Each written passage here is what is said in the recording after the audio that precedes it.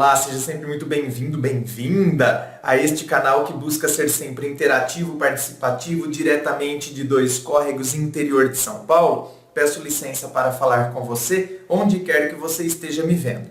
Vamos então ao e-mail de hoje dela que diz assim: Oi André, desde já agradeço por seus vídeos que têm uma energia boa e me fazem ver as coisas por outros ângulos, até sorrir. Muito obrigado, viu? Minha história é a seguinte: conheço meu ex-marido desde a adolescência, sempre o achei um gato. Mas ele era mais velho e por muito tempo nossas vidas não se cruzavam. Ele morou junto umas quatro vezes e toda vez que nos encontrávamos ele estava casado. Há uns 4 anos atrás nós nos encontramos e ele tinha se separado e eu estava solteira e vi que ele estava meio afim. Eu estava com uma amiga em comum no bar e ele veio sentar em nossa mesa. Minha amiga sabia da minha queda por ele. Quando fui ao banheiro, ele comentou com nossa amiga que estava afim de mim, mas tinha medo de investir. Minha amiga falou que ele estava perdendo tempo. Quando eu voltei, ele foi ao banheiro e ela me contou. Quando já estava tarde, falei para ele pedir a conta e irmos nós dois lá para casa para tomar mais umas. Na hora ele topou. Eu estava morando sozinha porque minha filha, de 19 anos na época, estava fazendo intercâmbio na Irlanda. Fomos para minha casa e depois desse dia não nos desgrudamos mais. Ele dormia direto lá em casa. Logo me apresentou como namorada para todo mundo, inclusive para a família dele, e quis ir na minha família, que ele já conhecia, pois morávamos quando mais jovens na mesma quadra. No início foi um conto de fadas. Ele era hiper carinhoso, atencioso, cavalheiro, quis assumir namoro para todos. Nós tínhamos uma diferença, que na época não achei que seria problema. Eu sou concursada com um bom salário, mas sempre sustentei minha filha sozinha porque o pai dela nunca me ajudou. E ele era motorista, ganhava pouco, mas a mãe dele sempre ajudava a manter um padrão. Ele supriu todas as minhas carências, tanto emocionais como sexuais. Tinha um temperamento explosivo, ciumento, e quando bebia ficava briguento e no outro dia uma ressaca que eu tinha que pisar em ovos. Descobri que ele fumava maconha, mas isso não me incomodou muito porque eu até gostava quando ele fumava porque ficava, ficava mais calmo.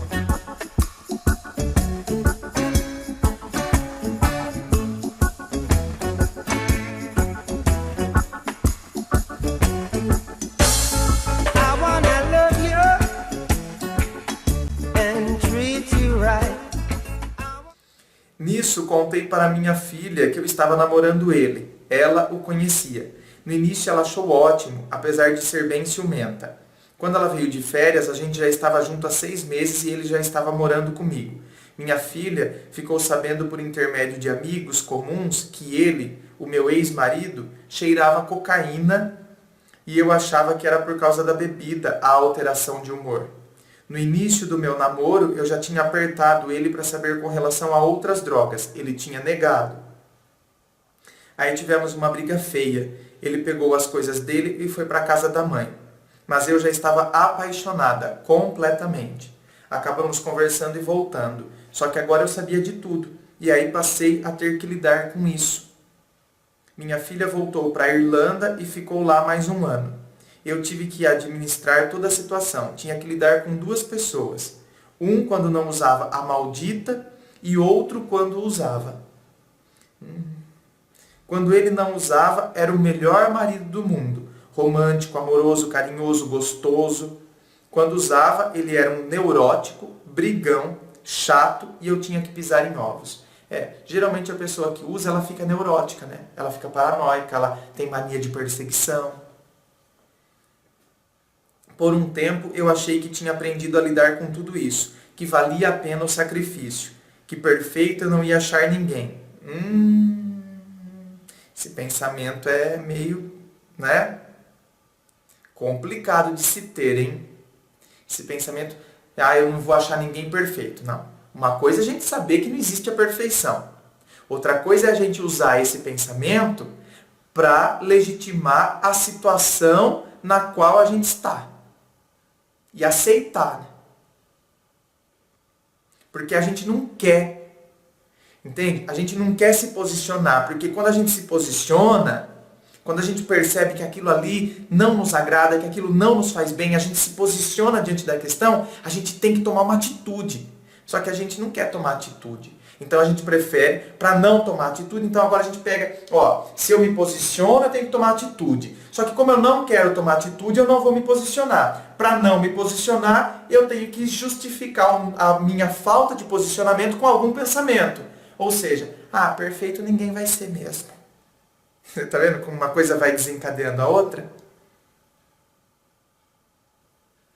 Agora, quando a gente problematiza, e problematizar sempre vai nos trazer benefícios, quando a gente problematiza, pera lá, não, perfeito ninguém vai ser mesmo, óbvio, porque não existe a perfeição, eu não sou perfeita, ele não é perfeito, fulano não é perfeito, o Papa não é perfeito, não é? O bispo, o Dalai Lama não é perfeito, e não sei, ninguém é perfeito, ninguém.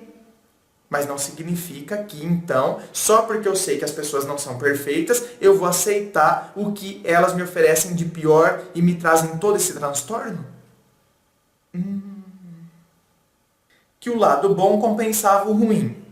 Quando minha filha voltou, eles tiveram uma briga feia, mas depois fizeram as pazes e passaram a se respeitar. Nos casamos no civil. Eu que sustentava praticamente tudo na casa. O dinheiro dele nunca dava para nada. E eu tinha que sustentar a casa, minha filha fazendo faculdade e ainda pagando o intercâmbio dela. Me apertei toda financeiramente. Comecei a ver que tinha arrumado outro filho e não um companheiro.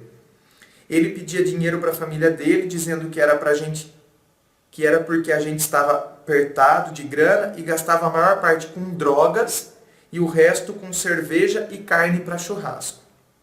E eu no maior sufoco para pagar a prestação do apartamento, compras para casa, condomínio, tudo. Ele começou a ficar cada vez mais ciumento e neurótico e eu cada vez mais prisioneira neste relacionamento. Resolvi, mesmo amando muito ele, me separar. Discutimos e ele pegou as coisas dele e foi para a casa da mãe. Ficamos separados 4 meses. 2 semanas depois, nós nos divorciamos. Foi muito difícil, doía demais, parecia que meu coração ia despedaçar. Resolvemos voltar e ele fazer um tratamento com o psiquiatra. Ele foi, tentou um tempinho e começou a mentir e voltou tudo de novo. Nos separamos de novo. Ficamos 3 meses separados. Sofri de saudades. Tinha muitas saudades das coisas boas, do romantismo, do carinho, café da manhã na cama. Ele me achava linda de qualquer jeito, até acordando. Voltei com ele com a ideia de que se eu não consigo viver sem ele, vou viver com ele do jeito que ele é. Sem pedir para mudar. Vou tentar voltar àquela época em que eu ainda achava que o lado bom compensava o ruim. Ele voltou cheio de si, falando que ele sempre teve razão, que tudo era coisa da minha cabeça, que a gente era perfeito um para o outro. Nesses tempos em que ficamos separados, ele tinha uma conta em um bar e a conta aumentou. Ele estava devendo quase 7 mil reais no... Como assim, gente? Dever 7 mil reais num bar? Eu fico bobo. Como assim? Eu estava tentando vender meu apartamento e tinha uma prestação muito alta para acertar o empréstimo que peguei para pagá-lo e acertar minha vida financeira e dar entrada em outro apartamento e financiar o restante pela Caixa. Nossa, não, que rolo. Ficamos juntos mais 5 meses e eu não aguentei. Eu já não saía mais para lugar nenhum. Ele hiper ciumento, descontrolado financeiramente, ainda queimava a gente com a família. Minha filha ficou muito decepcionada quando eu voltei com ele, mas não se metia mais. Resolvi separar de vez. Troquei meu número de celular porque ele ficava mandando mensagem, um dia querendo voltar de amor e outro com raiva praguejando. Consegui vender meu apartamento logo que me separei. Mudei para outro bairro, acertei minhas contas, minha filha conversou comigo e chegamos à conclusão que seria a hora dela morar sozinha e tentar ir conseguindo a independência dela. Ele, quando soube que eu vendi o apartamento, deu um jeito de me ligar de outro número porque eu tinha bloqueado ele, para perguntar se eu não ia pagar a conta que ele tinha no bar, se eu não ia ajudá-lo. Eu disse que não, que aquela conta ele fez enquanto a gente estava separado e que eu só tinha uma filha. Que eu vendi o apartamento para quitar minhas dívidas e não tinha ganho na loteria. Depois disso, eu cortei todos os vínculos, tanto com ele quanto com a família dele. Mudei de endereço e telefone. Hoje vai fazer 7 meses dessa última separação, mas ainda sinto muita saudade dele. Não consegui conhecer ninguém depois disso. Estou procurando cuidar de mim, fazendo academia, estou numa nutricionista e fazendo um curso de inglês, porque estou programando uma viagem ao exterior com minha filha. Mas por dentro estou péssima. Me sinto triste, tenho saudades, carência afetiva e sexual. Ele ainda é minha referência do tipo de homem que gosto fisicamente e sexualmente. O jeito também carinhoso e amoroso, mas a razão me alfineta colocando os contras dessa relação. E são contras que não vão embora, né? Você tem que perceber isso. Porque às vezes quando são alguns contras que, né, foram conflitos e conflitos que... Agora, esses contras aqui não são os contras que saem e que vão embora. Principalmente porque a gente está mexendo com a parte de vício. Queria que isso passasse logo. Queria encontrar outra pessoa que realmente vá ser meu companheiro, mas isso é tão difícil. Tenho medo de ficar sozinha. Me separei de um outro casamento e todos me diziam que eu era nova, que rapidinho eu ia encontrar uma pessoa legal que valesse a pena. Passei 20 anos só tendo relações sem muito compromisso, com pessoas que não queriam aprofundar e realmente namorar. Hoje estou com 45 anos e tenho medo de não encontrar um outro amor. Às vezes me questiono se eu fui intolerante, não amando meu ex o suficiente para aceitá-lo como ele era. Ah tá, aceitar como ele era, da forma que é, entendeu? Mentindo, né? Bom, minha querida, ninguém pode te julgar por isso. Você viveu uma relação feliz com ele? Ou uma relação de transtornos? Uma relação que você não sabia o que seria o dia de amanhã? Não tem como... Ah, mas André, nenhuma relação tem como a gente projetar o dia de amanhã. Não? Sim, não tem como a gente saber. Amanhã ou depois a pessoa pode terminar com a gente. Agora, alternâncias de um dia para o outro, ou de um período para o outro, de manhã a pessoa está bem, à tarde você já fica na angústia se vai cheirar ou não, se vai beber ou não, se vai dar uma paradinha no bar ou não, e caso isso aconteça, chega com outra característica dentro de casa. É isso que eu quero? É nesse sentido que eu digo, isso faz bem? Eu não saber o que me aguarda de manhã para a tarde? De manhã eu tive café na cama. À noite eu tenho o quê? Entende? De manhã eu tive café na cama. À tarde, a hora que chegou do bar, eu tenho uma pessoa paranoica, neurótica, ciumenta, descontrolada e mais endividada. E não adianta falar. Esse problema de endividamento mexe com toda a estrutura e toda a estrutura da família. Com tudo. Com projetos, com perspectivas, com projetos para o amanhã. Com possibilidades de lazer para a família. Mexe com tudo isso. É tudo isso que tem que ser colocado. Tudo isso tem que ser colocado, tudo isso tem que ser pesado. Agora, se eu achar que eu nunca mais vou encontrar alguém, né? Nunca mais vou encontrar alguém porque me dava bem sexualmente, afetivamente, eu nunca mais vou encontrar ninguém. Então, a gente vai colocando determinadas barreiras. E aí a gente coloca, então, aquela pessoa como o critério que jamais eu vou encontrar alguém que faça isso. Então, eu já vou julgando cada outra pessoa que aparece, eu já rotulo a partir da impossibilidade. A impossibilidade de me fazer feliz como o outro fez. Então, eu já vou rotulando. Né? Ah, não, mas não tem nada a ver com... Ah, sabe como... Sim, é outra pessoa. São outras características. E às vezes a gente não dá chance para uma nova pessoa justamente por causa disso. Porque a gente fica esperando que a pessoa haja exatamente como o outro fazia. Não vai agir. Não vai fazer. Porque é outra pessoa. Ainda bem. A gente tem que aprender a valorizar as outras características.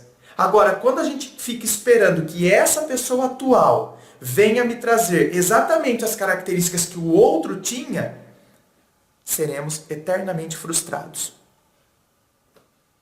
Ele é viciado em cocaína há mais de 30 anos. não vai largar, né? Você que está dizendo aqui, ó, não vai largar. Então, não sou eu que estou falando.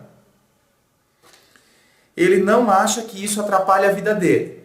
Então, aqui já está o princípio para que o vício que ele nunca deixe o vício.